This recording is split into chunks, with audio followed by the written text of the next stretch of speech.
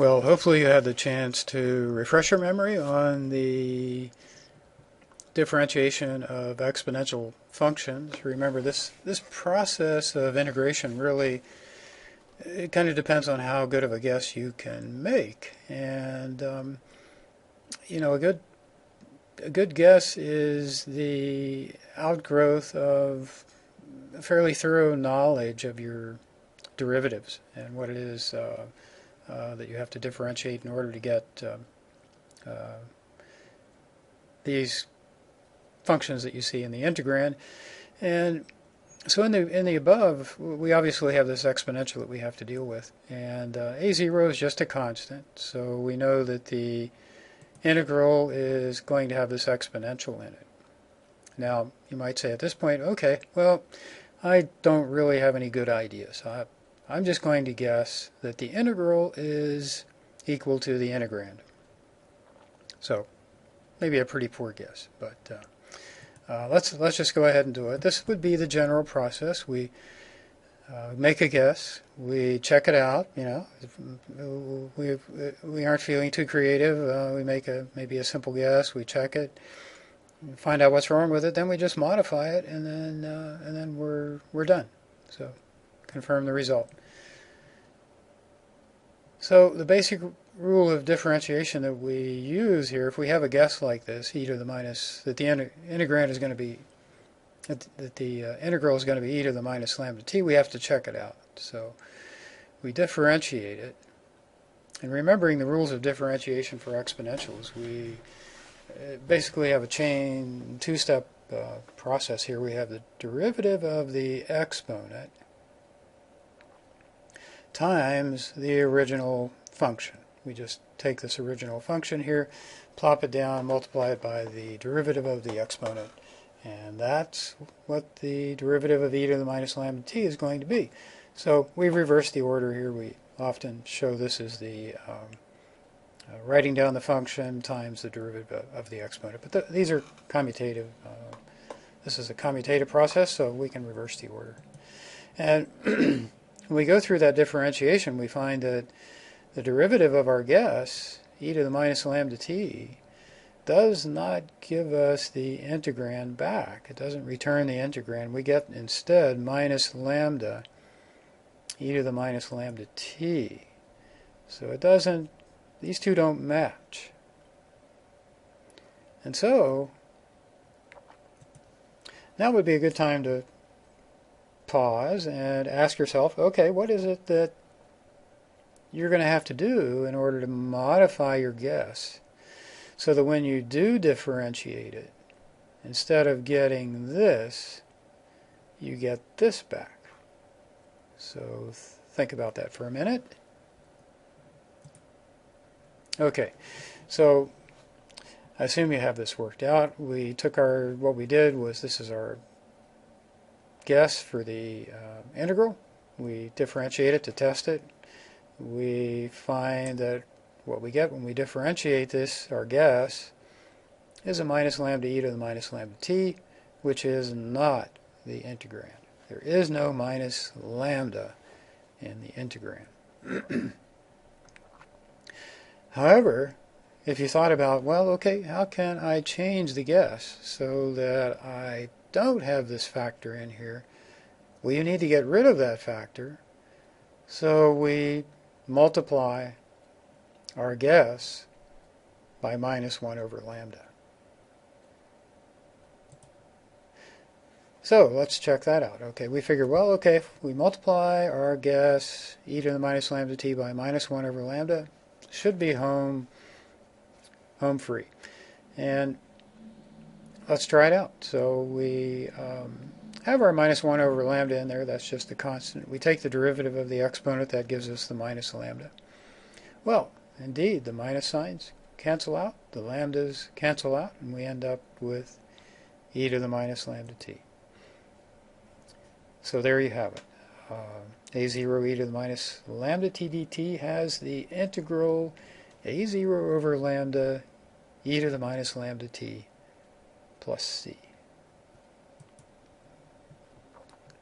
Okay, let's try a little bit more difficult one. This may look pretty intractable. We've got the integral of e to the minus 1 over x squared dx. And so, well, if we just take the simple approach, let's say we aren't feeling too insightful here.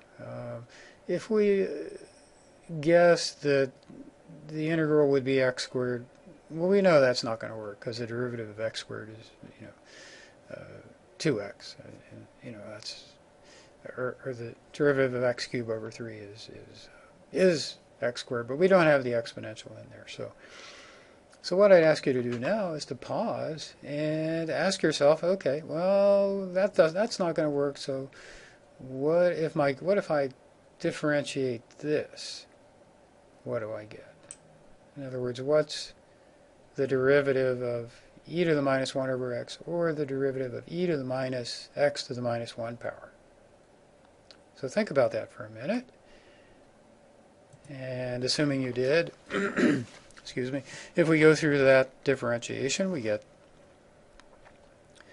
this, we're following our standard process, we're going to take the derivative of the exponent, which is minus x to the minus 1 power with respect to x, and we're going to multiply that times the original function. And the derivative of minus x to the minus 1 power, well, what do? We decrease the exponent by 1. We multiply it by the exponent. That gives us 1 over x squared. Well, gee, we kind of lucked out on that one. It checks out, and it confirms that the integral of e to the minus 1 over x squared dx is equal to e to the minus 1 over x. So making these simple guesses may not be so bad after all. Give it a try. May not always be that easy, but there you have it. Now let's talk about substitution of variable. We have a definite integral here from integrated over the range 2 to 5 of t over 3 plus t squared cubed. And, this looks pretty messy. We could, guess and check and guess and check, but this trial and error approach, will get you there, but you can help yourself by using a substitution of variable, and that's what we're going to talk about here in this example. And to see how it works, we're going to let u equal this quantity in the denominator. But we've got some more work to do, because if we just put u in there, then we end up with the integral from 2 to 5 of t dt over u cubed. Well, throw your hands up on that one. What are we going to do with that? Well, we can't stop there. We did let u equal 3 plus t squared, but to make that work, we've got to get rid of the t dt somehow, right? So we made a substitution of variable. We can't stop there. We have to compute. We have to figure out what du dt is, because if we're integrating with respect to u, we have to have a du up here somewhere. So we calculate du dt. That's equal to the derivative of u with respect to t. That gives us 2t. And then we can see that du then is equal to 2t dt, and that t dt, this extra term that we have up here, which is making us scratch our heads, is equal to du over 2. So what we do is we replace the t dt by du over 2. Okay? So that gives us an integral which looks a lot easier to work with. I mean, we can use our power rules for integration here to get us through this one. We have, again, a definite integral. We're integrating from 2 to 5. We have the variable u du over 2u cubed. So, what would your guess be? And the process of differentiation we reduce, and the process of integration we increase. What are we going to do here? We have to figure out what it is that we're going to get here. Well, we know that if we, in the process of differentiation, we decrease the exponent by 1, then that's going to give us a u to the minus 2 in the denominator. So let's try that out. If we take du to the minus 2 du, we get minus 2 u to the minus 3. Okay? Or minus 2 over u cubed. Now that looks pretty good, but there's an additional factor in there, right? We've got the 2 here, but we don't have we have a minus 2 over u cubed here. So we really want to get this. And in order to get that, we make a new guess. So we want to get rid of the minus sign.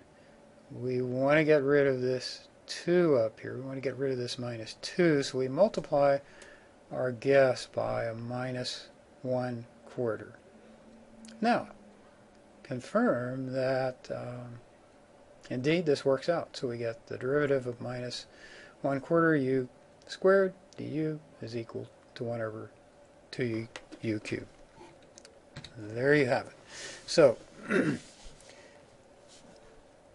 I'll leave this arithmetic to you, but we have our result. We're going to evaluate it. We substitute back in for u, which was 3 plus t squared. We evaluate this over the limits 2 to 5, and you should find that, and then just kind of showing you the evaluations of this function at 5, and we've got a minus sign in there, and minus a minus this function evaluated at 2.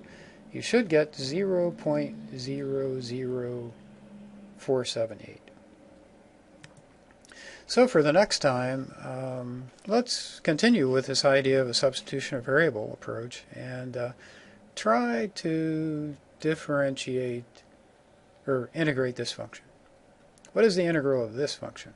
A little bit messier problem, but one that will help you gain command over the use of a substitution of variable and the solutions of these kinds of problems when the integrands get a little bit more complicated. See you next time.